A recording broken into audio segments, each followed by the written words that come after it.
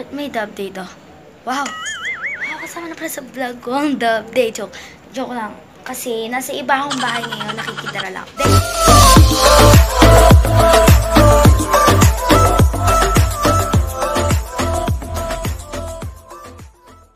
Good day to all of you, my viewers and subscribers. And today, we will continue the math routine episode 2. And we have 3 topics today. Kung makakayanan ko kung 3 topics. So, simulan na natin. Huwag na tayong magsayang pa ng oras. Simulan na natin ang math routine episode 2.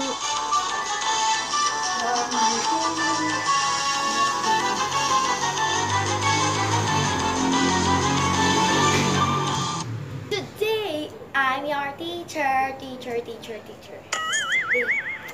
Tara.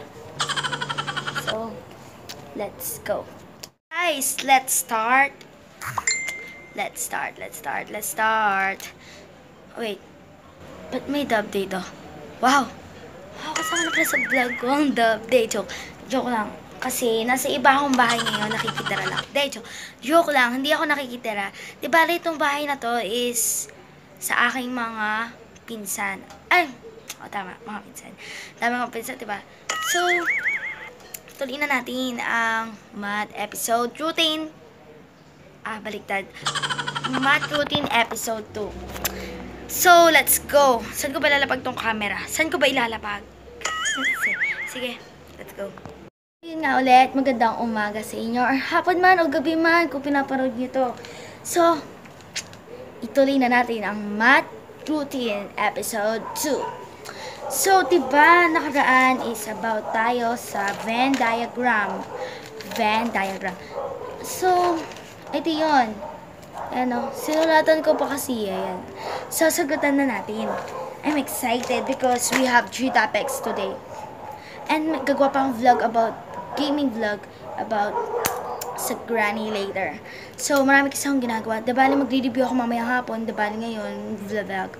So, let's go. Sagutan na natin. Nga, sabi daw ng iba, nag-comment is, bakit hindi mo na-set? Sabi ng iba, turo mo naman set, sabi niya. Sabi nung nag-comment, tapos sabi pa nung comment ulit siya, sabi niya, tawag doon, comment niya is, 2 bilog muna, Jess, sabi niya. So, ang sinasabi ko lang, kung napanood mo to, yung comment ka, diba? Kung napanood mo to, I'm just advancing you. Wow. Just pinapa-advance ko lang kayo. Para 3 bilog na kagad. Kasi 2 pa. Kasi mas madali kung 3 na kagad. Dahil kasi magagets mo na siya pag 2. So, mamaya turok sa inyo 2. Dahil kasi we have 3 topics today. Remember? Okay. The situation said A complement, then B complement, then A complement, union B complement. And yan, then C complement, then A, then C complement intersect A. Yan. Then next, A complement and union B complement, then union C complement intersect A. So, ayan yung magiging procedure natin, guys. Ang haba, diba? Kita nyo nga naman, no? Ang haba. So, let's start para matapos na natin. Gawa ng 3 bilog. 3 bilog-bilog. 3 mga bilog. So, just like I said in episode 1, A, here is it B, and here is it C. Then 1, 2, 3, 2, wait a minute, 3, 4, 5, 6. Wait, may mali ata ako, no? 1, 2, 3, 4, 5, 6. 1, 2, 3, 4, 5, 6, 7. Oh my God, ano yung mali ko? Wait, guys, may mali ako. Po, dahil kasi nagkamali ako. Pero inayos ko na. So, inayos ko na po. Inayos ko na po. So, yan, inayos ko na po para sa inyo dahil kasi mahal na mahal ko kayo eh. Ngayon may 40 subscribers na ako, iyak na. Kasi marami talaga pong salamat dahil nagka 40 subscribers ako. Wow, wow, wow. Oh my God. So, let's continue. Sabi daw, A compliment. Oh, alam niyo naman yung compliment, diba? Okay, so 1, 2, 4, 5. Ay, no. Complement. So, wala. 2, 3, 5, 6, 7, 8. So, lagay nyo. 2, 3, ano nga ulit? 5, 6, 7, 8. Then, next, B complement. Wala sa B. So, wala sa B yung bilog. 1, 4, 7, 8. Lagay natin. 1, 4, 7, 8. Then, A pag-iyon nyo na silang dalawa. So, anong pagsamay mo? 1, 2, 3, 4, 5, 6, 7, 8. Wow, halos lahat. Wow. 2, 3, 4, 5, 6, 7, 8. Halos lahat, guys. 6 complement. Wala sa C. Ito yung C na bilog. So, wala sa bilog. 1, 2, 3, 8. So, lagay 1, 2, 3, and 8. So, A. Meron sa A. 1, 2, 4, 5. So, lagay mo 1, 2, 4, 5. Then, pag-intersect mo itong dalawa. Itong C complement tsaka A. Intersect mo silang dalawa. So, intersect. O, para silang may 1. May 1. Para silang may 2. May 2. Para silang may... Wala na. Ayun lang, dalawa lang. 1 and 2. So, yan. Nakuha na natin tong dalawa. Ayan. Nakuha na natin siya. Oh my God. Sorry, lagpas. Yan. Nakuha na natin silang dalawa. Sabi daw, intersect mo daw sila. Dahil kasi may parenthesis dito eh. Intersect daw silang dalawa. So, meron magkapare sa kanilang dalawa. 1 and 2 lang. So, ang sagot is 1 and 2. Shaded part is 1 and 2.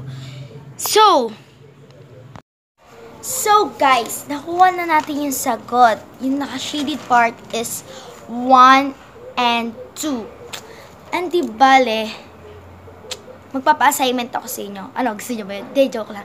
So, last one example ng Venn diagram. Then, hindi kasi abot ng 3 topics. So, 2 topics lang tayo, PEMDAS. So, huwag natin pahabain pa ang oras. Tara, gawin na natin. Guys, ito napakadali lang ng gagawin ko, guys. So, lalagyan natin is, ito nga yung dalawang tawag doon. Ayun ko. Basta. Lagyan na natin to. They're sexy. So, yan. Ayan po ang sunod na example. So, let's go. Lagay natin ng 3 bilog. May 3 bilog. A, B, C. 1, 2, 3, 4, 5, 6, 7, 8. Ganyan. So, A. Anong meron sa A? A, yung A na bilog. 1, 2, 4, 5. So, lagay mo 1, 2, 4, 5. Then, sa C, anong meron sa C? 4, 5, 6, 7. 4, 5, 6, 7. Then, A, intersect C. Oh, kapresa ka na 4 and 5. So, 4 and 5 ang shaded part. 4 and 5 ang shaded part. So, ganun lang kadali, guys. Ang dali lang ito eh. Alam nyo ba yun? Ha? Alam nyo ba yun? Ang dali-dali lang. Ang dali-dali lang ng Venn diagram. Ano ba yan? Joke lang. So, naintindihan nyo ba ang tinuro ko? Di na kasi aabot ng time ang PEMDAS. Pero I will try it tomorrow. I will try tomorrow if makakapag PEMDAS tayo. Kasi baka bukas may pasok na kami. Wala kasi kaming pasok ngayon. Alam nyo ba yun? Diba? Kaya kailangan ko mag-review for the periodical exam. Share ko lang. So, guys, ang next episode po natin is about PEMDAS. And, ito, papasagot ko sa inyo to. Okay? Assignment nyo. assignment. Kung ayaw nyo, di wag. Di ko kayo pinipilit. Di kita pinipilit. Sige. So, ito. Sulat ko lang yung magiging assignment nyo. Gusto nyo, i-comment nyo na ngayon kung ano yung magiging sagot nyo eh. Ganun lang kadali yun. So, ito, sulat ko lang now. Just wait for me. Just wait. Alam nyo ba yun, guys? Nasa tabi ako ng daan eh. De joke. So, ito ang papasagot ko sa inyo, guys. Let's see. So, mag-comment na kayo kung anong gusto, kung sasagutin nyo na. Ayan. Bilisan nyo na. I will give you 1 minute. So, magkukwento ako sa inyo habang tinitingnan nyo to. So, ang magiging study with me is about English and science. And meron kasi pong math routine. Science routine. Pag science routine, siya, sunod-sunod. Pag study with me, kung ano lang ma-trip na, study, ganun. So, ganun siya. So, yung mga nagpapa-shoutout dyan, tingnan nyo na. Nako, ang dami na, basta, bilisan nyo naman, comment nyo na ako ng sagot dito. So, ano pa ba pwede ko kwento?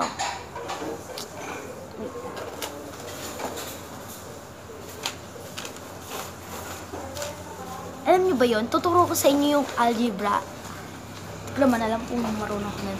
May sa akin message. Turo ko tayo algebra. Ayan, ayan, pangalan is Clark Garcia.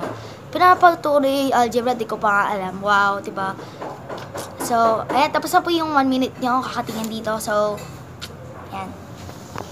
So guys, thanks for watching. Please leave a like and subscribe to be a K-popper. And wait for the new MV. MV. And new gaming vlog about Granny later. So, thanks for watching, guys. So, makikita nyo dyan ang official fan page and my FB account, Instagram and Twitter. Just follow me on Twitter and Instagram and add me on Facebook so I will add you in our official GC. So, thanks for watching, guys.